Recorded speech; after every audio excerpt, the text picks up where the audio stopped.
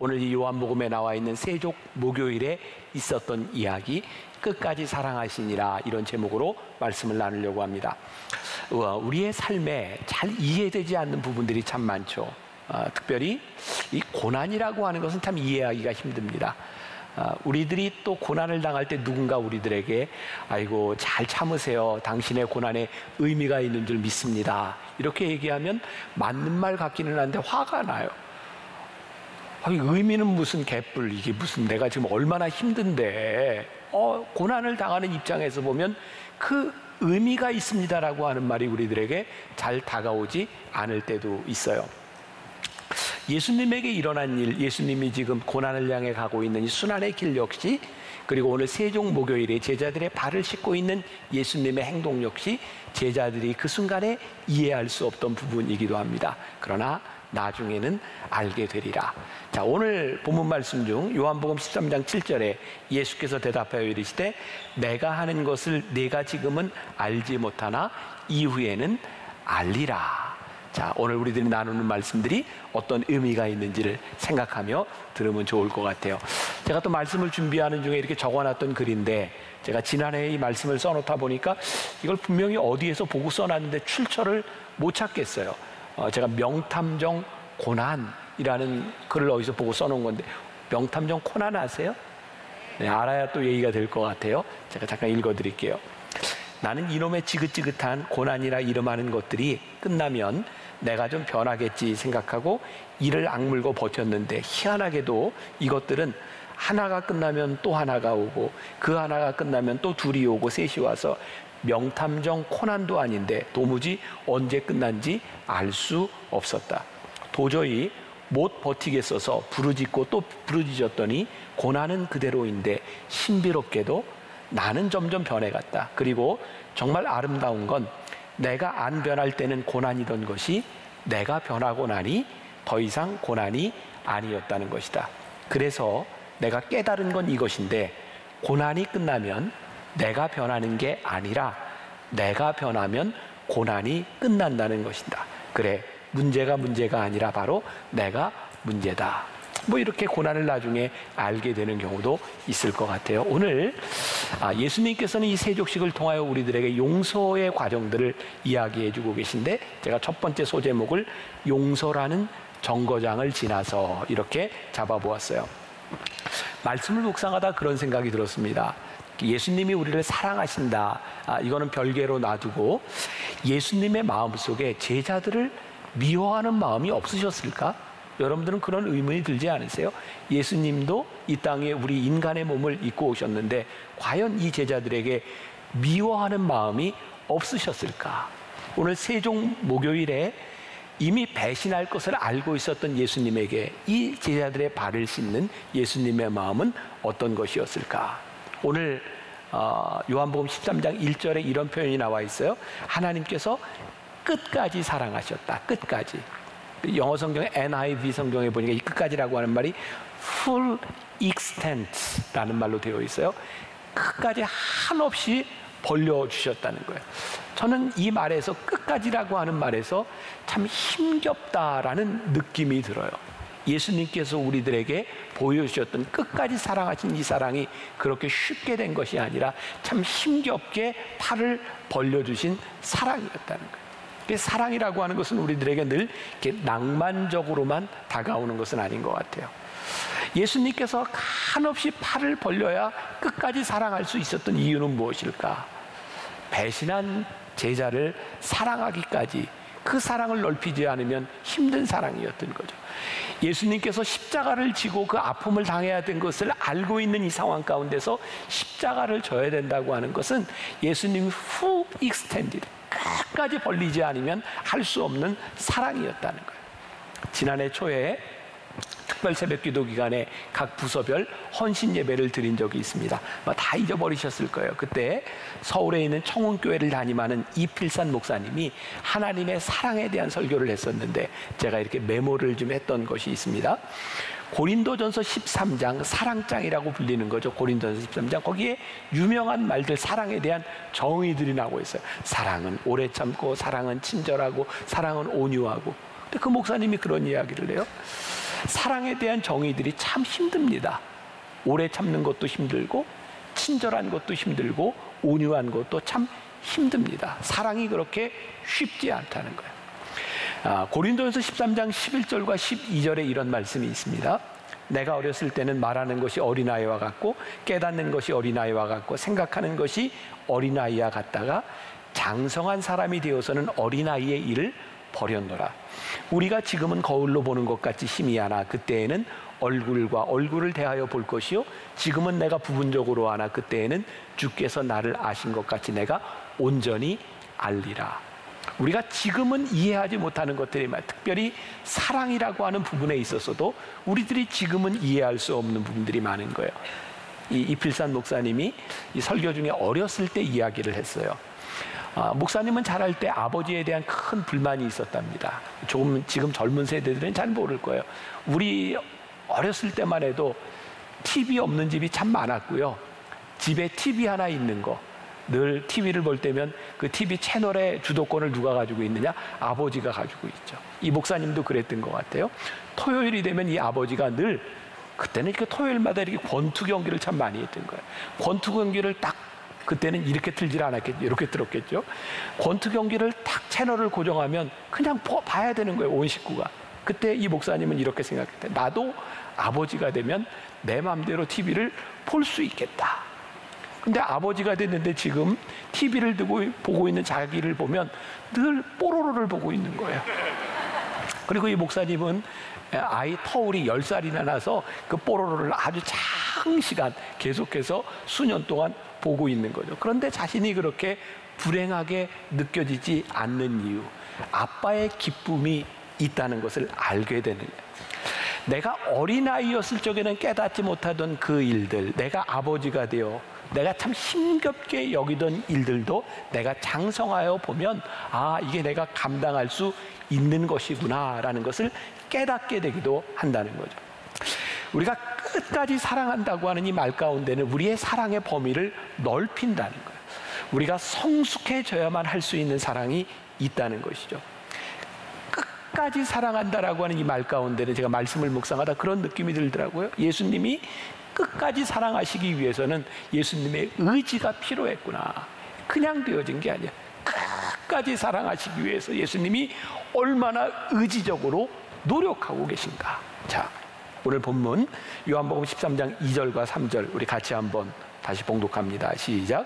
마귀가 벌써 시몬의 아들 가룟 유다의 마음에 예수를 팔려는 생각을 넣었더라. 저녁 먹는 중 예수는 아버지께서 모든 것을 자기 손에 맡기신 것과 또 자기가 하나님께로부터 오셨다가 하나님께로 돌아가실 것을 아시고, 여기에 예수님이 두 가지를 아셨다라고 해서 첫 번째는 예수님을 팔 가룟 유다의 마음 가운데 이미 마귀가 들어가서 예수님을 배신할 것이라는 것을 예수님이 알고 계셨어요. 그리고 이 유월절이 다가온 유월절이 지나면 예수님께서 십자가를 지셔야 된다는 것도 예수님이 알고 계셨어요. 그러니까 예수님이 지금 세족 이 목요일을 지나는 이 시간은 예수님의 마음이 굉장히 복잡한 순간인 거예요. 3년 동안 동고동락하며 따라다녔던 제자 중에 하나가 나를 팔 거야. 게다가 이제 아버지께로 돌아간다고 하는 것이 그냥 돌아가는 게 아니에요. 하늘나라로 그냥 가는 것이 아니라 십자가의 죽음과 고통의 과정을 통해서 예수님이 가셔야 되는 거죠. 이 상황이 예수님에게 쉽지 않았어요. 그래서 이 세종 목요일이라고 하는 것은 이 힘든 상황을 지나가는 과정에 일어났던 일이에요. 예수님은 이 세종 목요일을 통해서 용서의 과정을 지나가고 있지 않았을까. 저는 그런 생각을 하면서 여러분들과 이 말씀을 나누는 거예요. 한번 물어봅시다. 여러분, 사랑하는 것과 용서하는 것 중에 어느 게 더 쉬울까요? 아니, 반대로 사랑하는 것과 용서하는 것 중에 어느 게 더 어려울까요?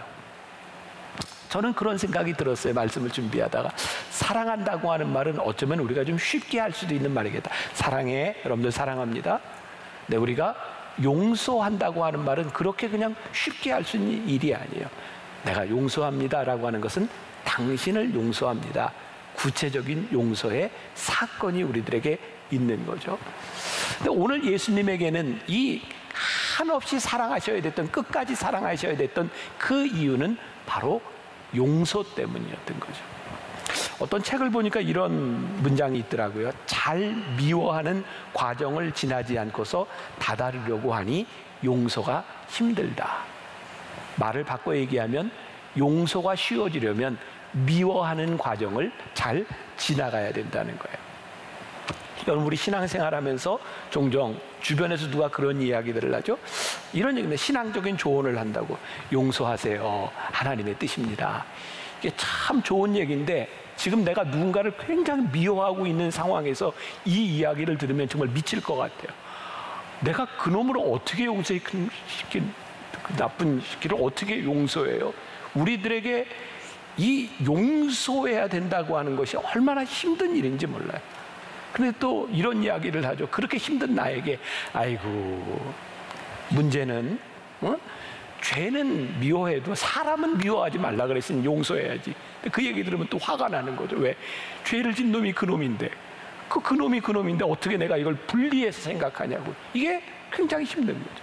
자, 오늘 저는 이 말씀을 전하면서 또 제가 어머니 기도실에 기도하면서 그런 마음으로 여기 있었거든요. 하나님, 오늘 성령 강림절, 오늘 말씀을 듣는 우리 성도들 가운데 그 해결되지 않는 마음이 있다면 성령님께서 그 마음을 주장하여 주옵시고 오늘 이 시간 말씀이 우리 속에 박히게 하여 주옵소서. 오늘 말씀을 듣는 우리들에게 나에게 주시는 말씀으로 받으면 좋겠다는 생각이 들어요. 우리가 누군가를 용서해야 되는, 사랑해야 되는 이 상황 가운데서 저는 이렇게 이야기하면 좋을 것 같아요. 그래, 힘들지? 잠깐 미워해도 괜찮아. 미움이 끝이 아니라 이 미움을 통해 용서의 종착역에 이르기를 원한다면 그래, 잠깐 미워해도 괜찮아. 이런 감정의 과정들을 지나가는 것도 괜찮겠다. 우리의 감정에는 지나가야 되는 그 순간들이 있는 거예요. 얼마 전입니다. 우리 교회 교인 중에 한 엄마가 큰 아픔을 지나가야 됐어요. 자식이 먼저 세상을 떠난 거예요. 그 어린아이가. 그 어머니가 여기저기 전화를 하다가 아무도 전화 연락이 안 돼서 저희 집에 1시 반에 새벽에 전화를 냈어요. 아마 제 아내 핸드폰으로 전화를 했는데 제 아내가 귀가 잘 안 들리거든요. 제가 듣고 깼어요. 전화를 들고 여보세요. 그랬더니 그냥 우는 거예요. 그러면서 이렇게 얘기를, 목사님, 제가 뭘 잘못했죠? 하나님 왜 저에게 이러시는 거죠? 제가 그 엄마에게 해줄 수 있는 말이 없었어요. 제가 유일하게 해줄 수 있는 것은 그 아픈 엄마에게 같이 좀 있어줘야 되겠다. 제가 새벽 2시 넘은 시간에 제 아내하고 함께 그 엄마의 집에 가서 잠깐 같이 있었어요. 제가 이렇게 얘기를 했습니다. 자책하지 마세요. 이게 왜 엄마의 잘못이겠어요? 그 아이가 세상을 떠날 때까지 얼마나 많이 아프고 힘들었을까요? 근데 하나님께서 그 아이의 영혼을 받아주셨을 줄 저는 믿습니다. 그러니 너무 자책하지 마세요. 그리고 제가 이렇게 얘기했어요. 많이 우세요. 많이 슬퍼하세요. 어떻게 이걸 내가 잊을 수 있겠어요? 많이 우세요.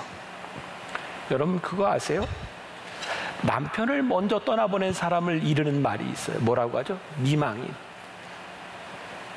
부모님을 다 떠나보낸 자녀들을 뭐라고 얘기해요? 고아라고 얘기해요. 그런데 자식을 떠나보낸 부모를 이르는 말이 뭐가 있는지 아세요? 없어요. 아마 너무 슬프고 너무 아픈 일이기에 그 부모를 지칭하는 말이 없는 것 같아요. 아마 오늘 말씀을 듣고 있는 여러분들 가운데 참 소수의 사람들이 그런 아픔을 경험하겠죠. 이 아픔을 다 경험한다면 얼마나 힘든 일이겠어요. 지난해였던 것 같아요. 늘 예배 시간마다 한 가족이 같은 자리에 앉아서 늘 울고 있었어요. 그러던 어느 날 저에게 그 가족이 면담을 요청했습니다. 늘 이렇게 예상은 빗나가는 법이 없죠. 아들을 먼저 떠나보낸 그 가정의 아픔이었어요.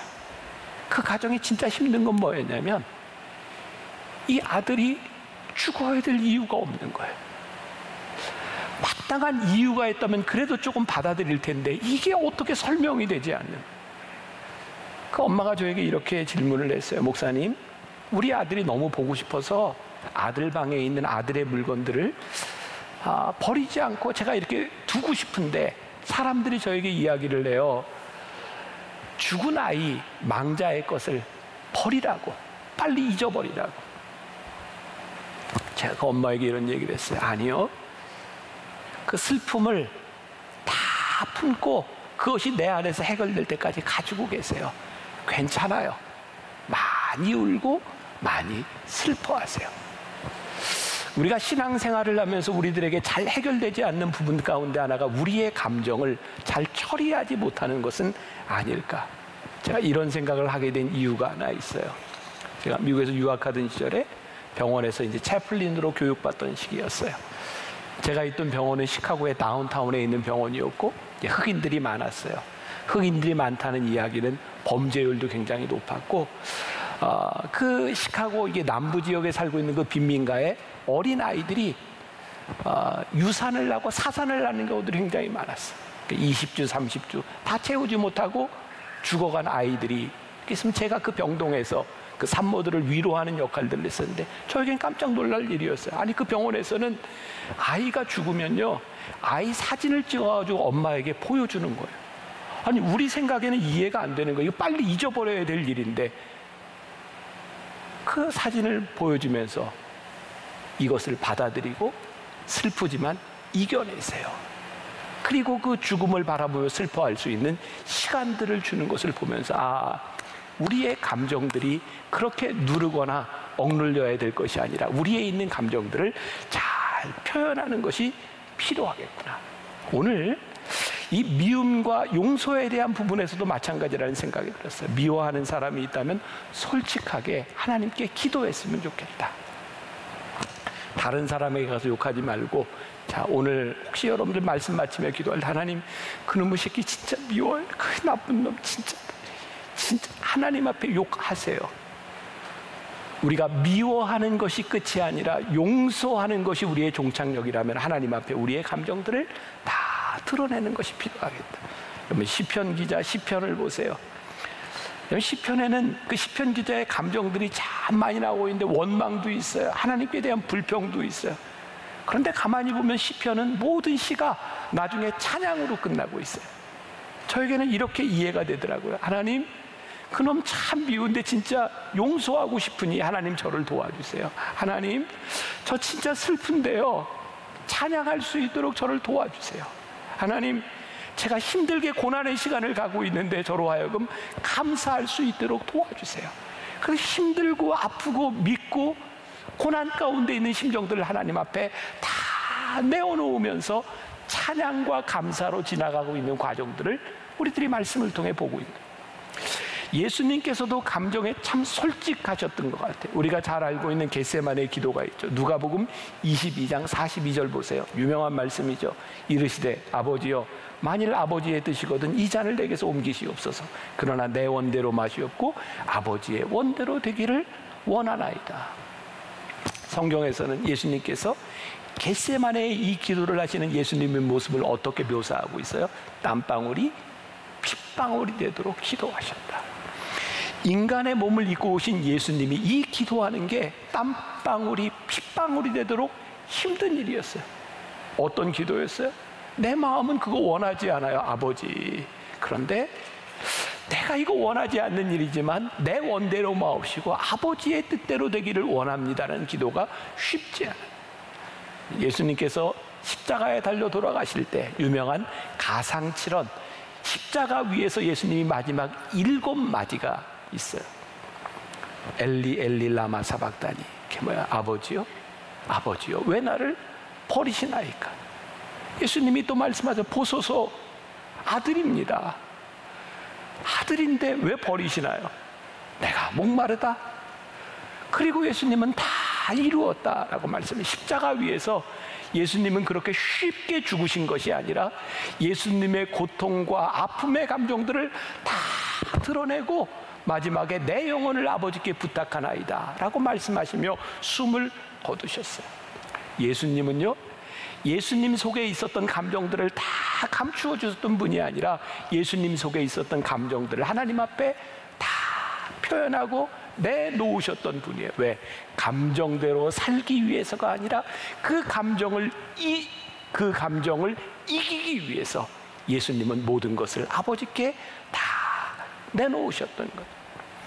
단순히 그냥 미워하는 것이 아니라 용서하기 위하여 미워하는 감정이 필요했구나. 자, 세족식으로 다시 돌아와 봅니다. 예수님께서 제자들의 발을 씻기시면서 어떤 생각을 했을까요?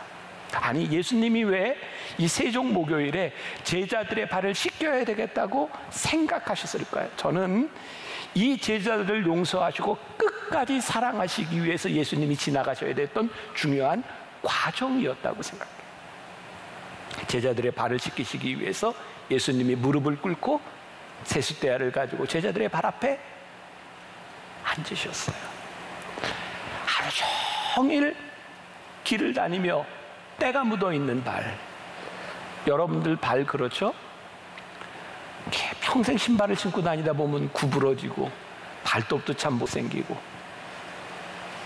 그 발을 예수님께서 붙잡고 씻으시려고 손 안에 넣었을 때 예수님은 어떤 것을 보셨을까요?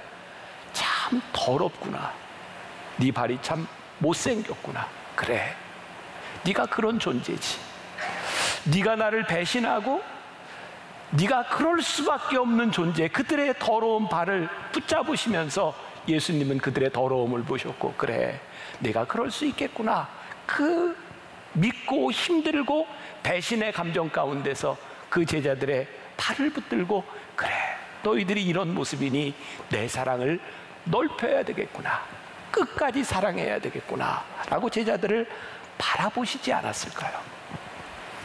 요한복음 13장 8절에 예수님이 이렇게 발을 씻기시고 제자들에게 나오셨을 때 베드로가 이르되 내 발을 절대로 씻지 못하리이다. 예수께서 대답하시되 내가 너를 씻어주지 아니하면 내가 나와 상관이 없느니라. 잘 아는 말씀이죠. 그랬더니 베드로는 늘 그렇듯이 이게 지금 사리분별도 못하고 또 그냥 이 상황을 이해하지도 못하고 지금 툭 던지는 말이죠. 9절에 보니까 시몬 베드로가 이르되 주여 내 발뿐 아니라 손과 머리도 씻어 주옵소서. 지금 무슨 말인지 상황도 잘 몰라요. 예수님이 왜 그러시는지도 몰라요. 예수님께서 13장 10절에서 이렇게 말씀하십니다. 예수께서 이르시되 이미 목욕한 자는 발밖에 씻을 필요가 없느니라. 온몸이 깨끗하니라. 너희가 깨끗하나 다는 아니니라 하시니. 다는 아니니라 하시니. 이게 무슨 말일까요? 이 중에 가룟 유다가 있음을, 배신할 유다를 보고 있으셨던 거예요. 예수님께서 지금 세족식을 거행하시는 제자들의 발을 씻는 이유가 12명의 제자 때문이 아니라 바로 가룟 유다 때문이었구나. 예수님을 배신할 사람, 그 가룟 유다의 발을 씻으시며 예수님은 그 세족식을 통해 끝까지 사랑을 넓히셔야 되는 과정을 지나가고 있습니다. 그럼 예수님께서 끝까지 넓히셨던 이 사랑의 종착역은 어디였을까요? 십자가죠. 끝까지라고 하는 이 십자가까지 예수님이 힘겹게 그 사랑을 이어가신 거예요. 오늘 이 말씀이 우리 가운데 역사하고 오늘 이 말씀이 우리들의 삶에 적용되기 위해서는 우리들이 생각해야 될 것이 있어요. 주님, 내 삶의 끝까지는 무엇일까요? 내 삶에 주어진 이 감정, 내가 끝까지 져야 하는 사랑을 넓혀야 하는 것은 무엇일까요? 이 말씀이 오늘 우리들에게 적용돼야 되겠죠. 말씀을 준비하다 보았던 이야기들이에요. 일본 나가사키에 가면 1597년, 500년도 더 된 일이에요. 1597년 2월 5일 26명의 일본인 순교자들이 십자가에 못 박힌 현장이 있습니다. 나가사키에 가면 저런 그 부조물이 있어요. 저기 26명의 사람들 순교를 기념한 거예요. 저게 조그만 그 어린아이 또 부조물이 있죠. 그때 12살 난 아이가 저기서 같이 순교를 나갑니다. 사실은 나이가 어렸기 때문에 저 순교에서 빼려고 했는데 그 아이가 다 순교를 당할 때 이렇게 이야기를 했다 그래요. 내 십자가는 어디 있죠? 이 아이도 자기의 십자가 자리에서 저기에서 죽습니다. 일본의 선교 역사는 1549년 큐슈에서부터 시작이 됩니다. 들어보셨을까요? 프란시스코 자비엘이라고 하는 선교사에 의해서 복음이 들어옵니다. 일본은 수십 년 동안 놀랍게도 그 지역에 80만이 넘는 사람들이 예수를 믿습니다. 굉장히 놀라운 부흥의 역사였어요.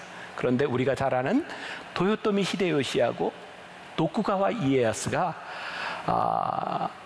이 기독교를 핍박하죠. 그래서 그 당시에 30만이나 되는 사람들이 순교를 당하고 추방을 당하고 개종을 강요받고 세계 역사상 가장 비극적인 순교의 역사와 핍박을 경험한 나라가 일본입니다. 최근에 이슬람의 박해로 인한 순교자들이 생겼는데요. 2015년 4월에 이런 사진이 공개됐어요. 한번 보여주실까요? 리비아에서 에티오피아 기독교인 34명이 저렇게 끌려가서 해변에서 참수당하는 사진이 나왔어요. 또 2015년 그해 1월에는 이집트의 콥틱 기독교인 21명이 해변에서 무참히 참수당하는 장면도 나왔어요. 여러분, 이 나가사키에서 순교를 당한 12살 난 아이 26명의 사람들, 저기 콥틱 기독교인들, 아마 우리들의 삶에 저런 순교의 일은 그렇게 오지 않을 것 같아요. 모르죠. 또 올지도 모르지만 저런 일은 그렇게 쉬운 일이 아니에요. 그러나 한 가지 분명한 것은 저렇게 십자가를 져야 되는 일이 아닐지라도 우리들에게 주어진 십자가가 있는 거예요. 우리들이 끝까지 사랑을 넓혀서 우리들이 져야 하는 우리의 십자가를 져야 하는 거예요. 끝까지라고 하는 이 말 가운데 저에게 다가오는 것은 끝까지, 예수님께서 절대로 사랑을 포기하지 않으셨구나. 주님께서 배반한 가룟 유다와 우리를 향한 사랑을 포기하지 않으셨기 때문에 끝까지 팔을 벌려서 우리를 끝까지 사랑해 주셨구나. 여러분, 끝까지 이 길을 간다고 하는 것, 끝까지 간 자만이 십자가에 대한 책임을 지죠. 나가사키에 있었던 26명의 이 순교 역사를 보면 그런 이야기가 있어요. 여기 26명 중에 6명은 외국인 성직자들입니다. 26명이 순교를 했어요. 근데 본래 24명이 순교를 하기로 하고 걸어갑니다. 교토에서부터 나가사키까지 1,000km를 걸어갑니다. 그들이 순교할 수 있었던 이유 가운데 하나는 그들이 끝까지 함께 갔다는 거예요. 그리고 그들을 따라갔던 2명의 그리스도인이 있답니다. 그들은 순교자에 들지 않는 사람들이었어요. 끝까지 그들과 함께 동행하며 가다가 그 자리에서 우리도 죽겠습니다. 그리고 함께 십자가를 졌던 사람이 26명의 사람들이에요. 말씀을 보면서, 말씀을 준비하다 그런 생각이 들었어요. 제자들은 예수님께서 하시는 일을 다 이해하지 못했을 거예요. 근데 예수님은 끝까지 그들을 사랑하시기 위해서 예수님에게 준 십자가를 감내하고 가죠. 우리들이 끝까지 감당해야 되는 그 일들, 그것이 우리들의 감정에 대한 문제이든 우리들의 삶의 십자가에 대한 문제이든 우리들이 지금 이해할 수 없는 분들이 참 많을 거예요. 그건 참 힘든 일일 거예요. 근데 히브리서 4장 15절과 16절 말씀해 보니까 이렇게 되어 있더라고요. 우리에게 있는 대제사장은 우리의 연약함을 동정하지 못하실 리가 아니요 모든 일에 우리와 똑같이 시험을 받으신 이로되 죄는 없으시니라. 그러므로 우리는 긍휼하심을 받고 때를 따라 돕는 은혜를 얻기 위하여 은혜의 보좌 앞에 담대히 나아갈 것이니라. 예수님께서 끝까지 그 사랑을 보여주심으로 그 모든 것들을 다 경험하신다. 우리가 은혜의 보좌 앞에 담대히 나아갈 수 있는 이유는 이 모든 것을 아시는 주님 앞에 우리의 감정, 우리의 어려움, 우리의 십자가를 가지고 우리들이 그 길을 끝까지 갈 수 있다. 오늘 이 말씀 중에 핵심은 우리가 오늘 읽지 않았지만 요한복음 13장 14절과 15절 말씀이에요. 내가 주와 또는 선생이 되어 너희 발을 씻었으니 너희도 서로 발을 씻어주는 것이 옳으니라. 내가 너희에게 행한 것 같이 너희도 행하게 하려 하여 본을 보였노라. 예수님께서 오늘 12명의 제자들, 특히 예수님의 마음을 너무나 힘들게 했던 가룟 유다 앞에 무릎을 꿇고 가룟 유다의 발을 씻어주신 것은 예수님께서 우리들에게 이것을 보여주셔서 너희도 그렇게 살아가라고 우리들에게 말씀하고 있는 거예요. 저는 복음의 능력이 무엇일까를 생각해 봅니다. 끝까지 예수님께서 우리들에게 끝까지 팔을 벌려 우리들에게 보여주셨던 그 예수님의 모습과 예수님의 사랑과 용서가 우리들에게도 끝까지 벌려지기 시작할 때, 우리들에게서 용서받고 우리들에게서 사랑받은 그 누군가 또 끝까지 손을 벌리는, 이게 복음의 능력이 사랑의 순환과 용서의 순환되는 일입니다. 만일 이 순환이 끊어지면 복음의 능력도 끝나버리는 것이구나. 오늘날 우리들에게서 왜 우리가 복음의 능력을 경험하지 못하고 복음의 능력이, 하나님의 능력이 강력하게 우리들에게 역사하시는 것을 우리들이 체험하지 못하고 살아가는가? 이 끝까지가 누군가에게서 끝나버렸구나. 오늘 성령 강림절에 우리들이 함께 기도하며 하나님 앞에 요청하고 싶은 게 있어요. 하나님, 내 힘으로 그렇게 쉽게 되는 일이 아닙니다.